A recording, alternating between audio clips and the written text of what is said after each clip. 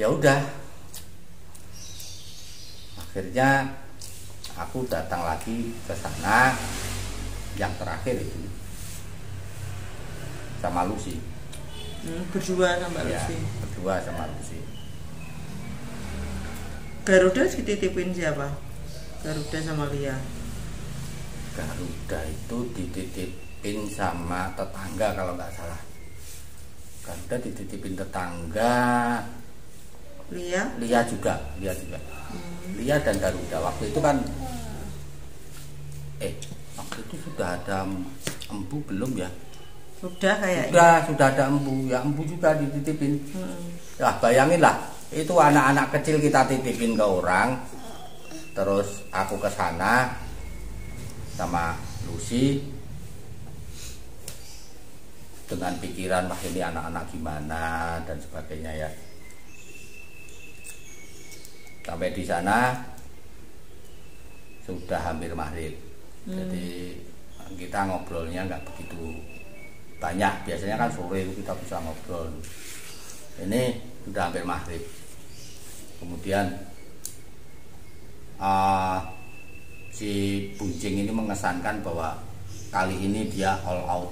Jadi sejak habis Isya itu, wah dia sibuk gitu. Kayak sibuk gitulah, kesana ambil bunga, terus aku suruh ini apa?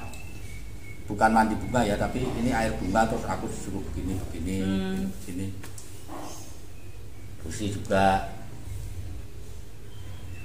Tapi ada yang mengganggu. Jadi dari sekitar jam 9 itu ya, jam 9 malam ke atas, dia itu menyanyikan pujian.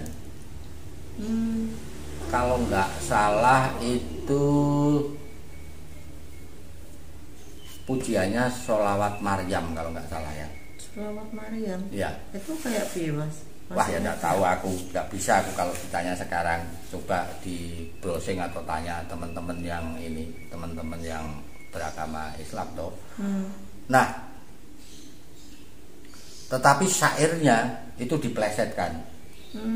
Jadi syairnya itu diganti sehingga itu merupakan pelecehan terhadap Nabi dan istri-istrinya. Jadi kan masih ingat nggak Mas itu? Udah lupa. Pujiannya itu. Udah lupa. Yang asli apa yang ini? Yang dari Buncingnya tuh. Loh, buat apa itu diingat-ingat? Wong itu penghinaan kok. Oh. Udahlah aku bertaruh, sekalipun kamu sekarang ke gereja ya, denger itu kamu pasti marah. Gitu. Jadi aku itu rasanya waktu itu kayak dites sama Buncing sejauh mana kamu sabar. Nek kamu nggak sabar berarti jelas-jelas nggak berhasil. Nah pertanyaannya kan kalau aku sabar, apa juga berhasil? Kan juga belum tentu. Iya. Nah di sini jadi kayak ada tungku api di kepala ini. Nah, udah itu dia pindah ke kamar setelah dia nyanyi itu ya. Pindah ke kamar dia. Nah, dia duduk. Jadi ini tempat tidur dia begini. Oh, nah, dia begini. Apa? Bersandar. Nah, terus dipanggil lah aku. Alex, ini. Waduh. Ini nek sampai diajak begitu, sudah pasti tak pukuli ini orang. Nah, mungkin dia tahu itu ya pikiranku. Bojomu dijak. Oh, man. Jadi aku ngajak Lucy. Kita duduk di kursi di samping tempat tidur. Ditanya macam-macam. Anaknya piro, umure piro, jenenge sopo. Lucy itu sampai tanya, aman apa enggak kalau diomongkan? Aku bilang aman, enggak apa-apa, omongkan aja. Ya udah dijawab. Yang pertama namanya ini, yang kedua namanya ini, yang ketiga namanya ini. Begini. Apik. Nah, terus dia itu butuh sesuatu dia panggil juru kuncinya Pak N. Nah Pak N itu dia itu kalau panggil nggak pakai Pak loh, langsung namanya, jadi sangat tidak sopan karena Pak N ini kan sudah sepuh. N Rene, nah itu kan karena sepuh sudah tua, Lama. jalannya kan lama dan telinganya kan juga nggak begitu ini nggak begitu tajam pendengarannya. Wah teriak-teriak, Rene datang langsung duduknya itu nggak berani di kursi, dia duduknya di lantai.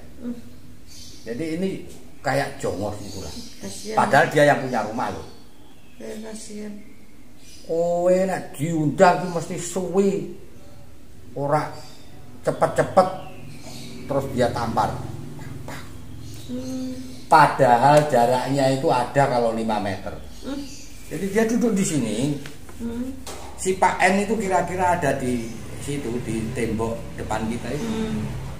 Jadi tangannya itu kayak molor gitu. Jadi ini kita bisa melihat ini lambeannya ini dan kita juga bisa melihat telapak tangannya ini kena di pipinya. Pak. Keras dan Pak N-nya itu kayak sakit campur malu. Nah itu Lucy juga kaget. Kan gitu kan dia belum pernah melihat kayak apa kayak sihir semacam ini. Ini kan kategorinya sihir ini.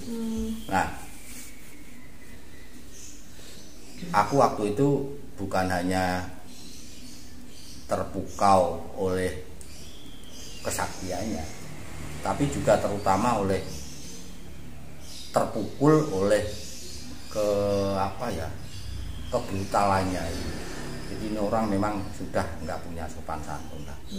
Meskipun Pak N ini juru kunci dari golongan, nek kamu ngistilahkan kan golongan hitam, itu ya golongan jahat, ya tetap tidak layak sebagai manusia dibegitukan gitu loh.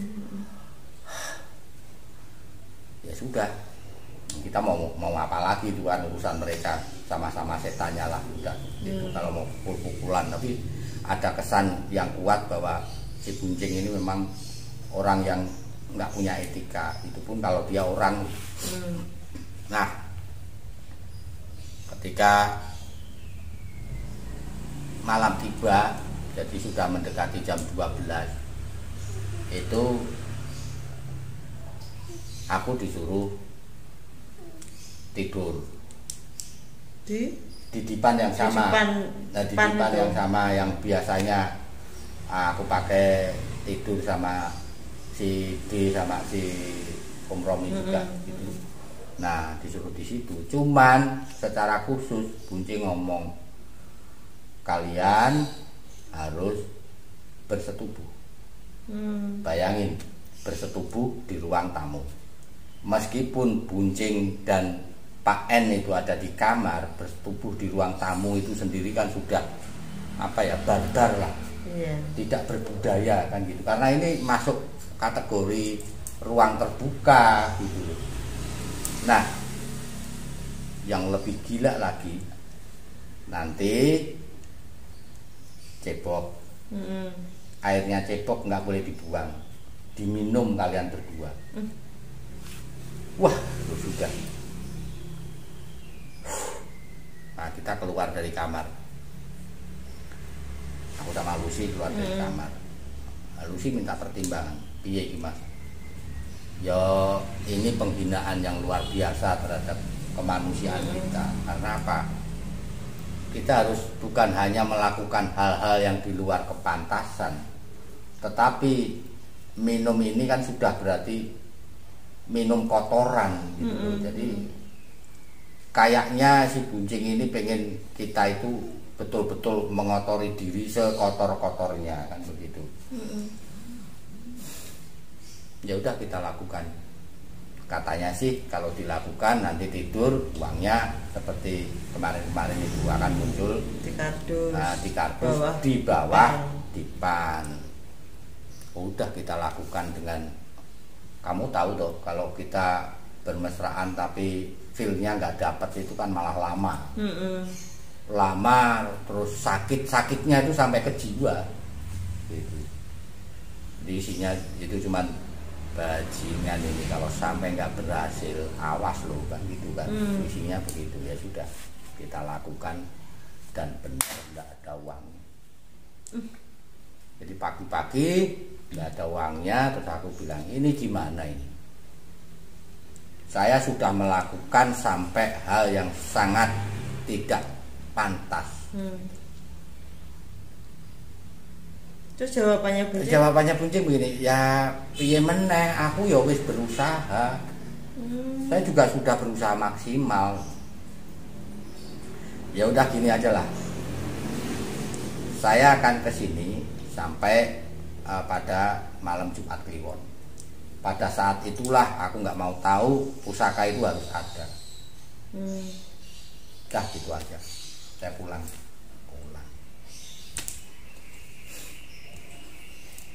Sampai di Semarang, ini karena aku sudah merasa bahwa ini akan menjadi satu, pada akhirnya akan menjadi satu pertengkaran. Aku tanya sama Ratu Kidul, meditasi toh. Ratu Kidul itu, saya dalam keadaan serius, emosi, dia itu malah senyum-senyum. Piye wis ketemu karo Buncing. Sudah, saya cuman mau tanya, kalau saya sama Buncing itu sampai bertempur atau berkelahi, jenengan belo siapa? Jenengan ada di pihak mana? Supaya sekalian saya tahu sekarang. Itu loh. Jadi nek misalnya terjadi pertempuran kalau sama Ratu Kidul kan berarti persiapanku beda gitu loh. Saya tahu harus menghubungi siapa misalnya kan, yang hubunginya bangsane kiai-kiai apa-apa kan, yang apa jalurnya berseberangan kan begitu. Jawabnya kira-kira gimana menurut? Ya tidak membela dua-duanya. Kalau dengan bahasa itu masih halus. Aku gak milih loro-lorone, gak bela loro-lorone, itu bagus. Itu urusan kalian. Nah itu urusan kalian, itu jawaban itu jelas. Berarti dia di sisi netral. Enggak gitu jawabnya. Nah gimana? Aku milih sing menang. Lah pada saat itu jenengan sama Buncing kan yo menang Buncing lah. Ya jelas menang Buncing. Jadi dengan begitu dia sama dengan ngomong, aku bela Buncing karena Buncing pasti menang. Padahal saat itu jenengan kan masih muridnya ya, muridnya Ibu Ratu ya. Masih murid, tapi sudah tidak intens ya. Jadi sekali-sekali dia menyampaikan satu pesan. Itu saya lakukan, kalau pas bisa, kalau enggak ya enggak aku lakukan. Ya kemudian pada hari yang ditentukan itu aku berangkat ke tempatnya Buncing. Kalau nggak salah ngajak Om Romi juga kok. Ada beberapa temen yang nemeni. Aku ke sana, tapi aku bawa keris. Kan aku punya keris yang diberi sama Merapi. Iya. Keris itu aku bawa dan aku ngomong di rumah, Buncing mungkin sakti, tapi meskipun dia sakti, kalau ditusuk pakai keris tidak mungkin dia nggak mati. Karena keris ini pun kan bukan keris sembarangan gitu loh. Nah gitu. Aku juga sudah nyiapin kalau memang aku harus mati dalam duel sama Buncing, ya nggak apa-apa. Kalaupun aku dipenjara karena itu, aku juga ikhlas. Karena apa? Karena Buncing ini sudah sangat destruktif, meresahkan, seperti yang diceritakan Bapak Polisi itu. Jadi kepada lingkungan dia seperti itu. Kemudian dia juga terang-terangan melecehkan agama. Ya sudahlah, kalau ditahan nggak apa-apa. Berangkat sama Om Romi. Sama Om Romi dan sama siapa lagi aku lupa. Tapi jelas ada beberapa yang nemenin. Nah, sampai di rumahnya Bunjing itu, yang ada itu hanya Pak N. Tapi pintunya dibuka. Dan ini apa ya, kadingaren, tumben, karena biasanya rumah ini selalu ditutup, meskipun tidak dikunci, ditutup gitu ya. Tapi ini dibuka, jadi seakan-akan kayak siap menerima tamu gitu loh, nyebelin. Tapi ada Pak N di situ. Tanya, Bunjing dengan si Pak? Bunjing gak ono Mas, ini onone aku tok. Bunjing itu perokok, dan dia merokok itu rokok kretek. Gitu. Baunya khas dan kuat. Iya. Di situ baunya itu bau rokok. Tapi Bunjingnya nggak ada. Bunjingnya nggak ada. Punya ilmu menghilang ya Mas? Nah, nggak tahu. Lah si Pak N ini malah nggak merokok karena dia sudah tua kan? Sudah tua, dia sudah nggak kuat kalau merokok itu. Si Bunjing ini perokok kuat. Nah, setiap kamar itu pintunya tak dobrak pakai kaki ini loh. Oh, saking emosinya ya. Kerisnya sudah tak keluarkan. Sini Bunjing keluar, sini tak tusuk. Lah, Pak N-nya nggak nyoba. Udah Mas Alek, nggak usah apa-apa gitu. Enggak, dia tetap duduk. Gak ono, aku ngomong gak ono. Oh, Pak N-nya gitu. Tak kelilingi rumah itu nggak ada. Piye Jal? Padahal itu adalah hari yang ditetapkan oleh Bunjingnya itu. Bunjing untuk sebagai hari terakhir untuk mewujudkan pusaka itu. Ya sudah, mau apa lagi, masa aku mau nusuk Pak N? Pak N kan nggak salah. Pak N nggak salah, dan dia sama Bunjing aja sudah dikamplengi, masa aku mau mencelakakan dia kan? Nggak ada gunanya. Ya sudah. Terus pulang. Aku pulang sampai di rumah. Ya sudah, nggak bisa dilukiskan lah itu perasaannya, marah apa gitu ya. Dan waktu itu aku agak jutak Ratu Kidul, jadi aku sudah nggak kontak, nggak nyapa lah ya. Cukup lama itu. Nah, beberapa hari kemudian, karena ini kan sudah buntu ya, ini terus mau melangkah gimana. Nah, aku ke Wonosobo. Karena apa? Karena aku telepon Pak Polan itu nggak diangkat. Dugaanku berarti itu dia cari batu, ya, HP-nya ditinggal. Udah, aku sana. Lo itu Pak Polan bisa tahu kok. Tahu gimana? Mas Alek baranu toh, bar ngamuk-ngamuk di tempatnya Bunjing toh, sampai bawa keris barang. Lah tahu dari mana Pak Polan? Ya sebentar toh, ini cerita. Lah kan aku penasaran. Iya, kok sampean tahu. Lah aku kan dari Bunjing. Duh, sampean masih ini toh, masih hubungan sama Bunjing. Iya. Terus Bunjingnya bilang gimana? Bunjingnya itu ketawa. Terus pesan sama aku, Mas Alek suruh nyampaikan ke jenengan. Pada saat jenengan cari itu sebenarnya Bunjing ada di situ. Cuman dia menghilang. Itu. Terus aku kan jadi berpikir, gila ini orang, saktinya luar biasa. Jadi baunya ada tapi orangnya bisa nggak ada. Nah terus Pak Polan tapi nambahin bahwa tapi di sisi lain Bunjing itu juga segan sama aku gitu. Karena dia pesan sama Pak Polan untuk wes kamu gak usah hubungan karo Alek. Nek kowe hubungan be Alek, kita nggak bisa berteman, intinya begitu. Kowe kudu milih antara aku karo Alek. Nah itu yang ditafsirkan sebagai Pak Polan oleh Pak Polan sebagai dia segan juga sama aku. Lah itu kenapa Pak Polan kok masih berhubungan sama Buncing? Ya karena dia itu masih mencari celah supaya bisa ngambil, tetapi tidak perlu menumbalkan anak kesayangannya. Begitu ceritanya. Dan Pak Polan itu tidak bisa atau tidak bersedia kode 69. Nah itu yang susah. Nah terus nasibnya Buncing Mas, habis itu jenengan kesana lagi atau?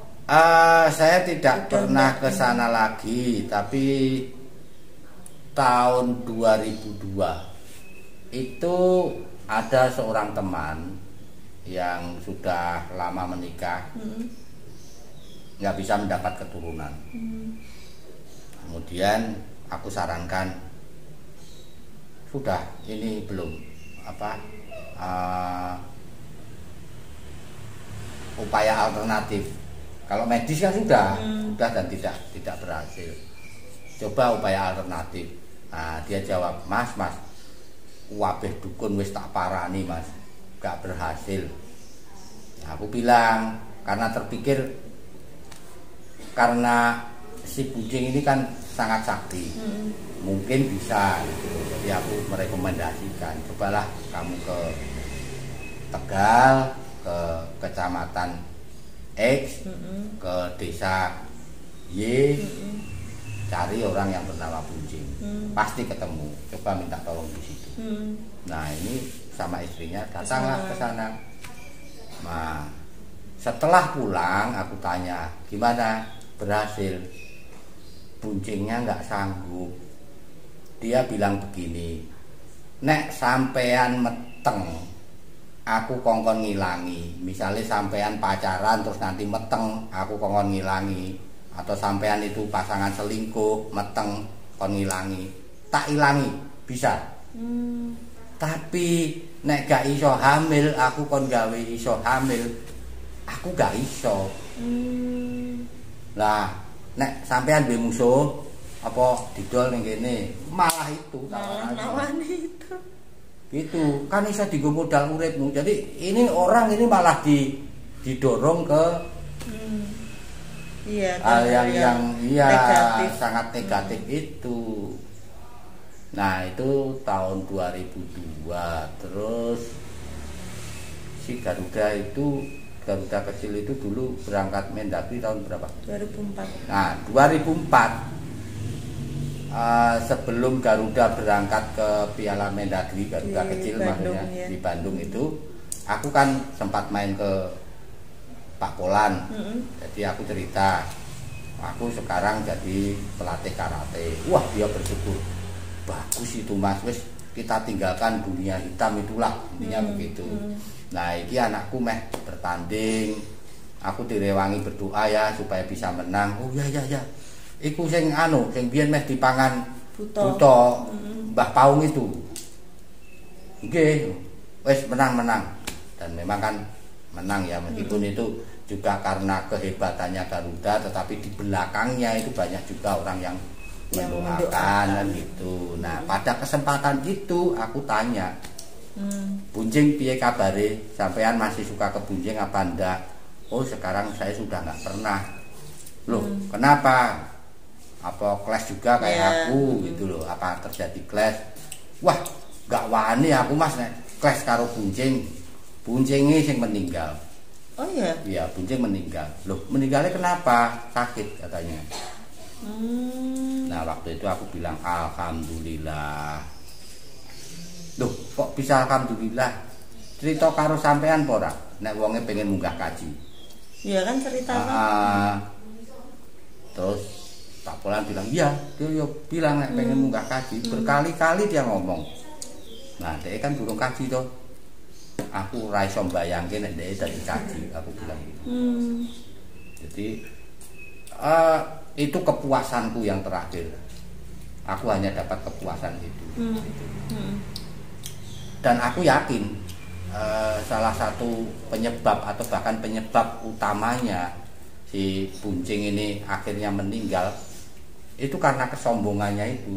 Karena dia bilang pengen naik haji, dia bilang saya bisa menduduki kitab suci sambil menyedot uang.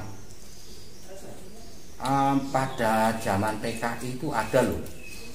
PKI itu bikin drama yang judulnya Matine Gusti Allah. Dan pemain utamanya mati beneran. Oh iya. Nah itu aku jadi ingat, wah ini juga ngalami seperti itu. Jadi ada batas di mana kita mungkin berpaling dari Tuhan. Tapi kalau kita sudah menghujat, ini resikonya sangat besar. Bahkan sekali berbuncing. Gitu. Mas, bunceng itu kan Ratu Kidul kan bilang ada kalanganku yang ada di antara manusia kan gitu. Nah itu kan berarti nek sebut aja itu kan setan gitu ya. Kok bisa meninggal Mas? Atau dia memang sudah selesai tugasnya di situ atau bagaimana gitu terus kembali lagi ke ya aku nggak tahu gitu. Sayangnya aku nggak sempat tanya sama Ibu Ratu waktu itu ya. Udah jengkel dulu ya, udah emosi. Cuman gini loh, ketika Ibu Ratu ngomong ada dari kalangan kami yang hidup di antara manusia itu kan penafsirannya bisa banyak. Kan bisa begini, si buncing ini lahir sebagai manusia, lalu raganya dipakailah oleh jin. Kan bisa begitu. Gitu. Karena fenomena kegaiban itu kan macam-macam ya. Saking besarnya itu kita nggak bisa betul-betul memahami gitu loh. Jadi banyak hal yang kita nggak paham. Itu diliputi tabir misteri. Termasuk ini, termasuk buncing itu. Kenapa bisa mati? Terus kalau digali itu ya ada mayatnya atau kerangkanya apa tidak? Itu dikubur. Ya dikubur. Jadi kubur apa berbuat? Ini kuburannya ada di sana? Ada. Ada, cari aja, ada. Mau nggak mau? Oh, ngapain nyari? Kayak gitu. Berarti ini cerita bunceng udah selesai Mas? Sudah selesai. Tamat. Apa ini Mas? Maksudnya yang bisa jenengan sampaikan untuk sedulur DTC dalam kasus pesugihan bunceng ini yang sangat luar biasa menurutku loh ya. Di antara pesugihan-pesugihan yang sudah jenengan ceritakan ini kan yang paling luar biasa itu kan bunceng gitu loh. Ya, banyak ya. Terutama begini. Yang pertama itu setan itu kadang-kadang mengulur waktu ketika kita menghadapi persoalan. Nah, setan itu bisa mengulur waktu ketika sebenarnya dia nggak bisa membantu kita untuk ngatasin. Meskipun kita sudah berpaling dari Tuhan dan dia tetap nggak bisa ngatasin, maka dia bisa aja mengulur-ulur waktu sampai masalah ini terselesaikan sendiri. Yang tentu saja terselesaikannya ini ada andil kehendak Tuhan. Lalu seolah-olah ini karena pertolongannya. Gitu. Pernah dengar cerita tentang Columbus dan orang-orang Indian? Jadi ketika Columbus datang ke Amerika, maka dia ditangkaplah sama suku primitif di sana, yaitu orang-orang Indian. Nah, kemudian diikat, mau dihukum, mau dibunuh karena pengetahuannya. Jadi dia akan tahu bahwa ini sebentar lagi gerhana. Nah, dia bilang bahwa sebentar lagi dewa kamu itu akan dimakan sama dewaku. Terjadi gerhana matahari itu. Nah, mereka ketakutan, terus Columbus dilepaskan. Nah, setan pun begitu. Jadi dia lebih tahu dari kita tentang apa yang akan terjadi. Nah, kadang-kadang terjadi seperti itu. Jadi seolah-olah setan yang menyelesaikan sama seperti itu, seolah-olah Columbus yang memanggil dewanya untuk makan dewa matahari mereka, tapi sebenarnya ini gejala alam biasa. Nah, pada akhirnya kasus aku menyusuri jalan setan pesugihan ini kan selesai karena upaya sendiri gitu loh. Jadi karena sambil mencari pesugihan ini orang-orang yang nagihnya terlalu ambisi, terlalu kalau kita punya uang ya kita kasih sedikit ya lama-lama kan selesai. Itu ya. Nah, yang sebagian besar lainnya pada akhirnya mengikhlaskan. Itu nanti diceritakan khusus saja ya Mas. Soalnya ada yang bertanya dari bertapa, terus kok akhirnya kepesugihan, terus akhirnya kok hutang-hutang itu lunas dengan sendirinya gitu. Kalau yang bertapa nggak apa-apa, tapi kalau bagaimana hutang-hutang ini lunas, ya itu tadi. Jadi itu nggak perlu dibuat satu konten loh. Wong itu isinya cuman. Jadi sambil waktu berjalan tentu saja kami itu artinya saya dan dibantu beberapa teman yang peduli. Nah, salah satu contohnya adalah Om Jimat. Ini PR buat kamu kapan-kapan di ini wawancara. Ini utang-utang ini kemudian tercicil gitu. Sebagian loh ya. Tapi sebagian besar lainnya pada akhirnya disembuhkan oleh waktu. Jadi pada akhirnya entah ikhlas tidak ikhlas, akhirnya ya mengikhlaskan. Tidak ditagih.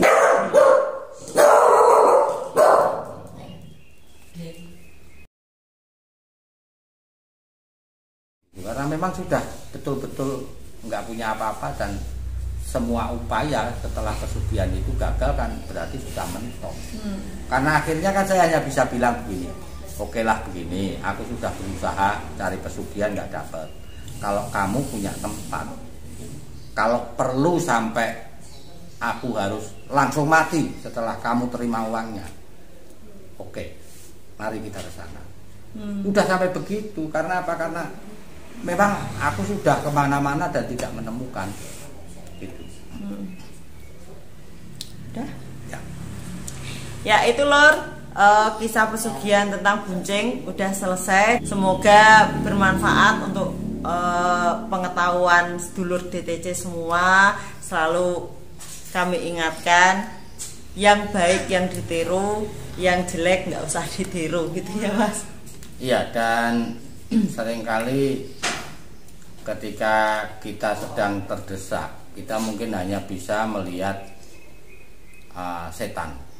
Kalau Tuhan nggak mau menolong, saya akan minta tolong pada setan. Tetapi begitu ketemu, ternyata kita juga nggak siap. Dan kita harus syukuri itu, bahwa kita ternyata masih punya sisi baik, masih punya percikan kecil Tuhan dalam diri kita. Gitu. Terima kasih ya Mas sudah Sama-sama berbagi cerita yang luar biasa. Oke, sekian dulu video kali ini. Terima kasih sudah menyaksikan Diah Tomblok Channel. Salam lestari.